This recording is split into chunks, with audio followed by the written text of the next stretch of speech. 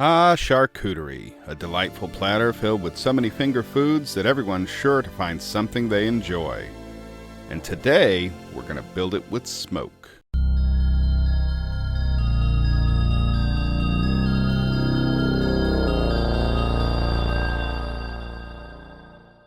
Hello, and welcome back to Cold War Barbecue.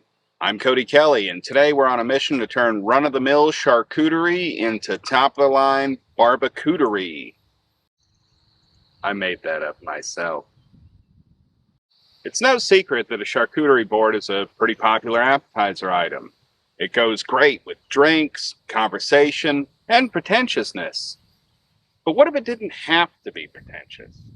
What if we could build a snack plate that includes a bunch of interesting and flavorful items that not only tastes great, but is impressive to friends and family? It'd be nice if it didn't cost a fortune, too. Well, my fellow Americans, or, other inhabitants of planet Earth, today we're going to do just that. We've got a number of items that will go great together and are easy and fun to cook, and they're sure to make your summer patio party a day to remember. And this time, not just because your friend Eric got drunk and took his pants off. Any good charcuterie needs a smoked meat or two, and we're starting out with smoked bologna. We're going to dress it up a couple different ways, and I think you'll like the results. Next, we've got bratwurst. When you smoke it, it gets a great texture on the casing that gives it a good snap and is good on its own or on a cracker. We're going to throw in a little beef by way of deep-fried brisket. It's a great way to use leftovers since it's an item a lot of people have never tried. To round out the meat selection, we'll be smoking some bacon. As an accompaniment, we'll have two different types of cream cheese dips, one savory and one sweet. To make it a trio of dips, we've got a smoked salsa. We're also making an awesome mustard sauce for the meats that I would eat on its own with a spoon. Finally, since a good charcuterie is always best enjoyed with a drink, we'll be mixing up a pitcher of Oklahoma iced tea, which is a play on an LIT that'll be nice and refreshing. Okay, let's not lie. It goes down smooth and you won't know you're drinking alcohol, so maybe tell Eric to stay home because no one needs to see that again.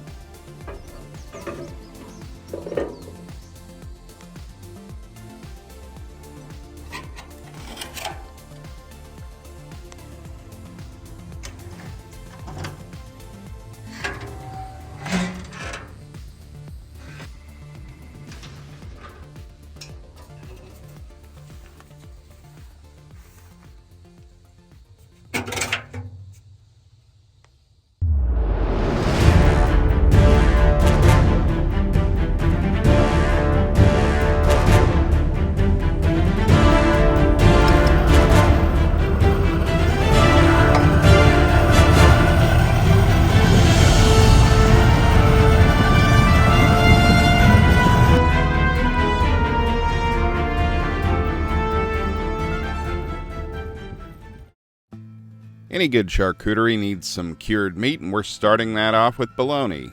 I know. Nothing more basic than bologna, but we're going to do this a couple different ways, and I think you'll be impressed with the results. Really, there's not much to prepping bologna, right? I mean, you cut it up, you peel the packing off, and you're good to go for the next step. I got 2 chubs, one for each of you. We're going to cut these in kind of a spiral pattern, a lot like you do a ham, except of course bologna doesn't hold together as well as ham, so it's not going to be perfect, and it doesn't need to be, right? We're just essentially making kind of a crosshatch or diamond pattern on these, so that later on when we slice down them, the chunks will come off and be, neat-looking little pieces.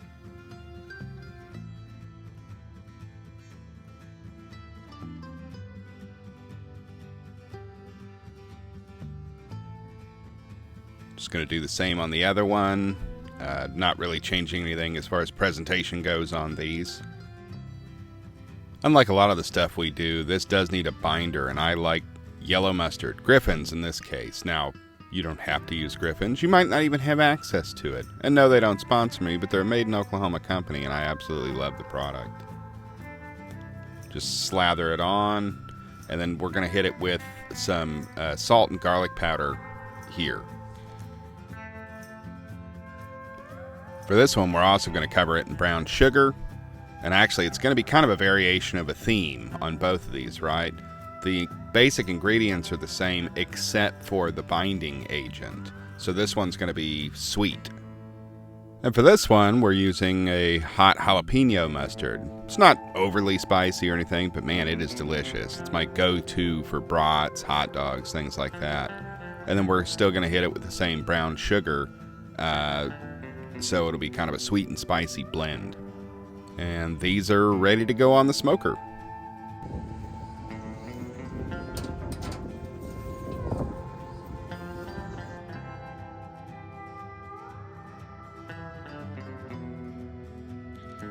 We'll see how well I remember that the spicy one is on the left and the sweet one's on the right. I'm sure my wife will tell me if I get it wrong. Next, we got some cheddar brats, and these will go on just as they are, no seasoning needed.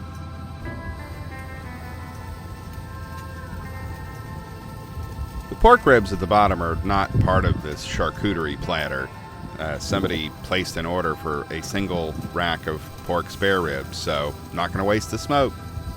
Notice too that these bologna chubs are starting to separate a little bit. That's what we want to see. Okay, time to make our smoked salsa. Starting with the tomatoes here, I'm using Romas, but San Marzanos work great, or really any tomato that you like in a salsa. Next, 1 onion.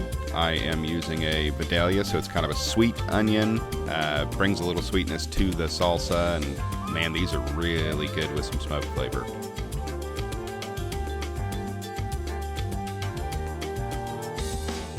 Next up, 2 cloves of garlic. If you mash them down, it's actually pretty easy to peel them, and then we're just going to dice them up. Finally, the hot part. We are going with habanero peppers here. You can use anything you want. Less spicy, you could use jalapenos, serranos.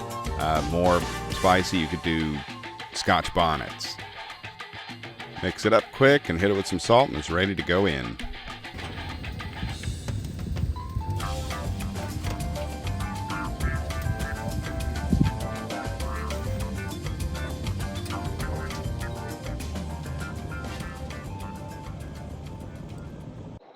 Well, we got most of our items on. Bacon is about to go on. Basically, I'm doing in order of the things that take the longest to the things that take the least amount of time. So bacon's next. Finally, it'll be the cream cheese dips. Since we're about halfway done, it'd be an excellent time to tell you about today's sponsor. However, we don't have one, so here's a picture of a cat on a smoker.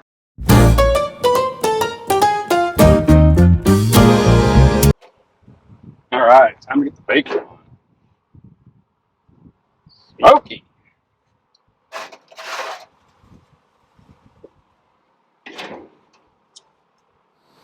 Okay, just waiting on the cream cheese now, but it is time to sauce the bologna, so we're going to go through that now.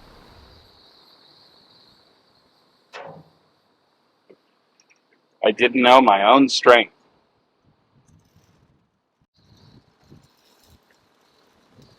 Move this just a little bit, mostly because I don't want it to get my salsa.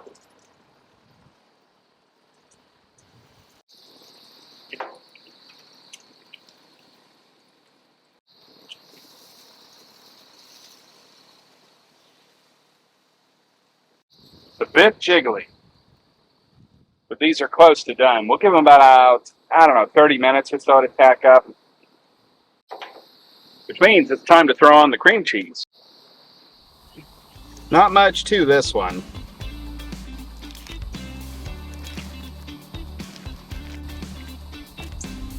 Two blocks of unassuming cream cheese, whatever brand you prefer. I really don't think there's any difference whatsoever in cream cheese brands, unless you go like low fat. There's a million ways to smoke cream cheese. For our purposes, I'm doing one that is sweet and one that is, well, a bit more savory. I'm salting both of them because even sweet dishes do better with salt. Now in this case, this one here, the savory one, that's a packet of ranch dressing or ranch dip seasoning. For the one on the right, we're doing a drizzle of honey. Now that's not all that we're going to do with that on either of them, to be honest, but this will do while they're smoking.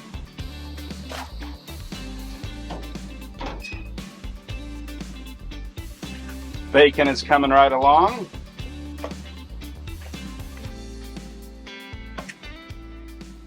And cream cheese is in. What is a good barbecuterie board without some delicious dips? So I'm going to make my somewhat famous beer cheese mustard dip. So I've got roughly 3 tablespoons of butter. And it's Oklahoma in the summertime, so it's really hot. So it came sort of pre-melted. We're going to let that melt down a little bit. And then I've got roughly the same amount, 3 tablespoons of flour. We're going to make a roux. Like the great Emeril Lagasse used to say, is your mama Catholic and can she make a roux? I usually keep religion out of things, but yes. Okay, now that it's getting kind of bubbly, flour. Now 3 tablespoons, this works out to be, according to this measuring cup, about a 1/4 cup. I would just use tablespoons. And basically, I'm adding a little bit at a time because I don't want it to be too thick, because that's how you get lumpy sauce. Nice and smooth. It's coating the bottom. We're going to let it cook just a little bit to get that kind of raw flour taste out. But while that's happening, I'm going to add some mustard. I prefer Dijon mustard. You could use yellow mustard. You could use stone ground mustard. You could use spicy mustard. Basically any kind of mustard you want. About 2 good squirts of mustard. And we get that kind of in there. It also soaks up some of the butter, so it makes it kind of thick. Now, we're going to add beer. I am using a German style lager because it's mustard and beer, and I think the Germans kind of invented that. So I'm adding about half a can. I'll mix it up, get all my lumps out, and you can see the magic of the roux because it's already getting thick, right? I'm going to take it off the heat, add the rest of the beer, mix it in. Okay, so I've just added the rest of the beer in, and as it comes to a boil, it's going to get thick. And while that's getting thick, as soon as it starts to thicken up a little bit, we're going to add our cheese. Now, adding the cheese to the dip is a little bit tricky because you don't want to add too much because the sauce will get just gloopy. So you got to kind of find a balance. All right, we're getting a little bit thicker here.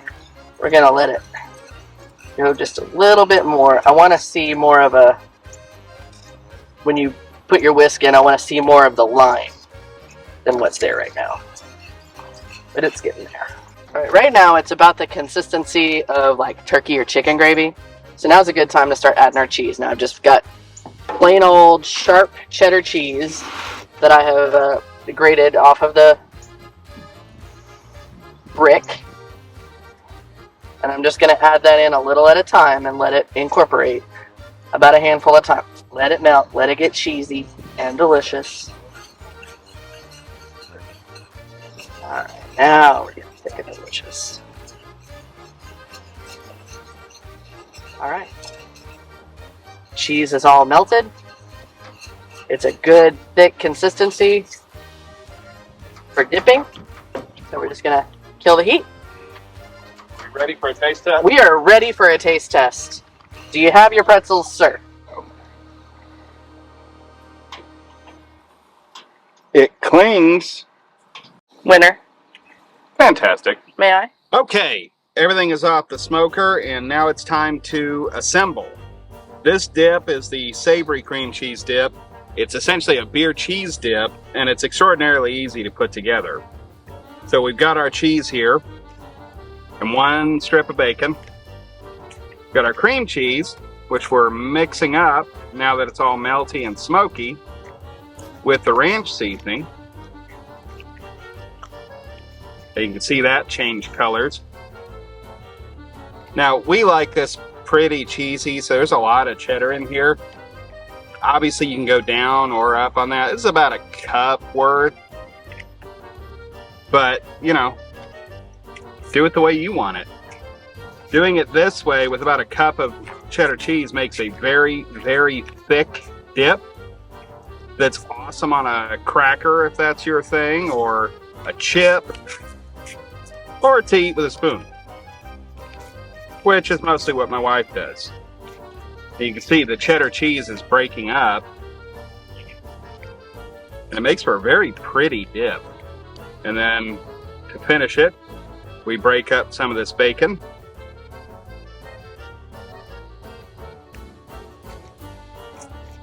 I've also added chives or green onions to this before. I like them, some people don't. A lot of people just have a thing against alliums in general, right? Green onions, white onions, yellow onions, any of that. I love them. To me, a salad is wasted if it has no onions on it. But to each their own. Okay, ranch, cheese, cream cheese, bacon in here. Last ingredient, the beer. And it kind of varies how much you need to use here. Depends on the beer. Depends on the temperature outside when you're mixing it up. And then, of course, how thick you want it. Now, this dip gets chilled after you do this. So you want it maybe just slightly runnier now than it would be, or than if you were just going to eat it, because it will firm up in the fridge. There we go. That'll thicken up in the fridge, and it's going to be delicious. On to the sweet dip. Not a whole lot to this. We've got our cream cheese here that we hit with salt and honey before it went into the smoker. Stir this up and get all the honey incorporated. And, you know, again, just like spicy or savory, it's sweetness to taste, right? I don't like it to be like cloyingly sweet. Some people like it sweeter than others. And into this, we're adding raspberry preserves. Now, you could do really any fruit preserve you want to. It's really good with blueberry. It's good with strawberry. And I've even tried it with a choke cherry jelly that my mother makes. Stir this up, try and get rid of some of these lumps. We're not going to get rid of all of them, but we'll do what we can. Really, this would probably be better with an electric beater, but I'm in the middle of nowhere with no electricity right here, so it's what I've got. And it's fine with a little bit of chunk to it. It tastes great either way. Presentation maybe isn't quite as good this way. And that's it. It's a 3-ingredient dip. Pretty easy. We're going to use a bar blender to mix up our salsa ingredients. And to these ingredients, we're going to add just a little bit of cilantro. That's to taste. Some people have this odd reaction to cilantro where they believe it tastes like soap. And I've heard it's genetic, but I can't vouch for it myself.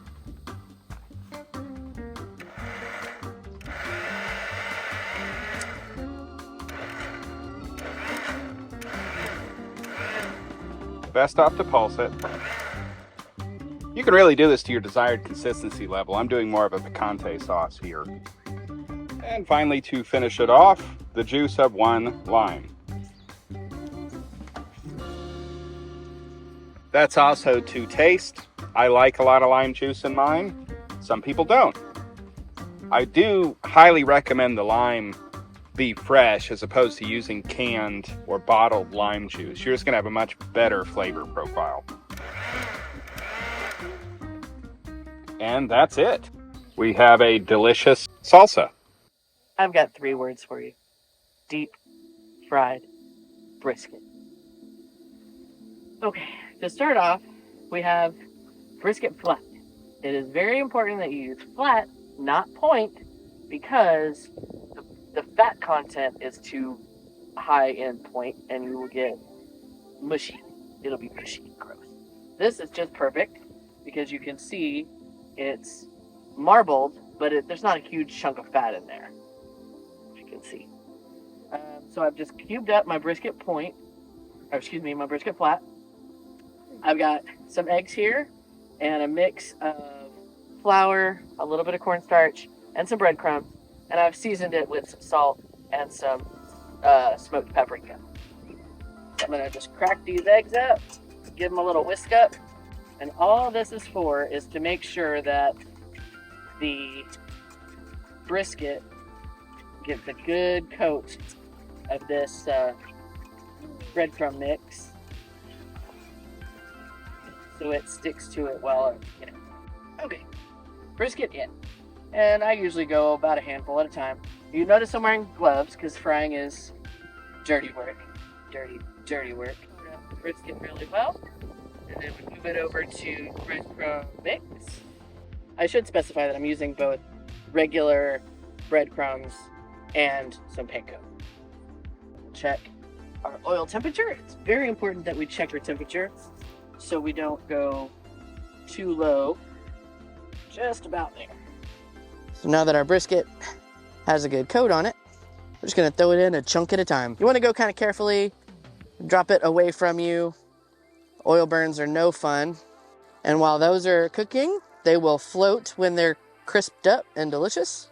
We're gonna start with a new batch. A lot of chefs will say go wet hand, dry hand.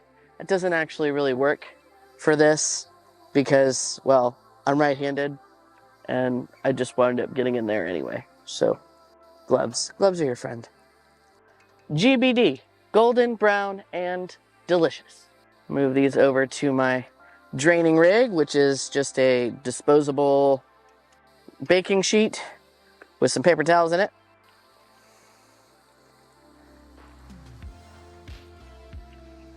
Important to remember not to overcook these because the brisket's already cooked. We don't need to cook the brisket anymore.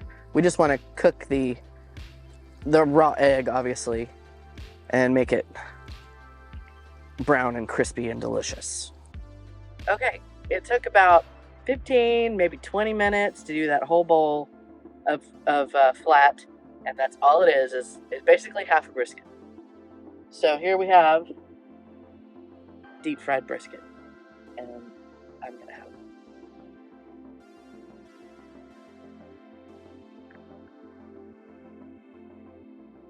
You know, the only thing that would make this better is the mustard beer cheese dip. Mustard beer cheese dip.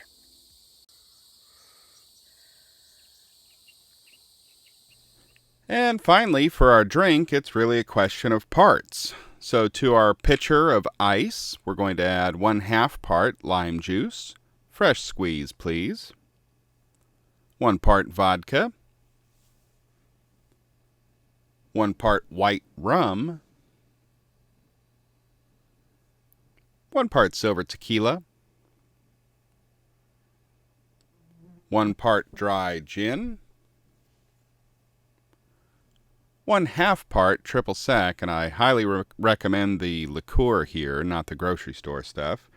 You're already adding alcohol, so what's a little more going to hurt?